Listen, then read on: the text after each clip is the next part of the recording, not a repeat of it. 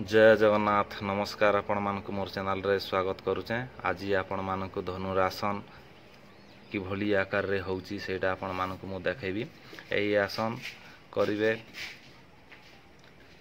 3 थर। एही आसनटी अभ्यास करिवा परे शेष रे 1 मिनिट काल शवासन करंतु। आसंतु देखिबा कोभली आकार रे होउची। एटा छोट बड़ पुरुष महिला समस्त ए आसनटी करि परिवे।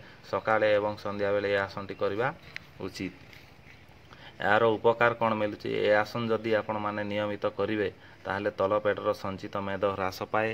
अजीर्ण बात बहुमूत्र एवं प्लीहा यकृत जनित त्रुटि रोगरू दूर होए। कोष्ठकाठिन्य दूर होए। परिपाक शक्ति वृद्धि पाए। आलस्य दूर होए। छातीर बेष्टनी और पंजरा हाड़ वृद्धि प्राप्त एवं पुष्ट होए। बेक हाथ नमनीय होए एवं रक्त संचालन सहायक होए। जो माने आमाशय आक्रांत सेमानक पाई एही आसनटी करिबा निषेध। आउ ए आसन जदि आपण मानकु भल लागिला ताहेले आपण माने लाइक करंतु, सब्सक्राइब करंतु। रहुची नमस्कार।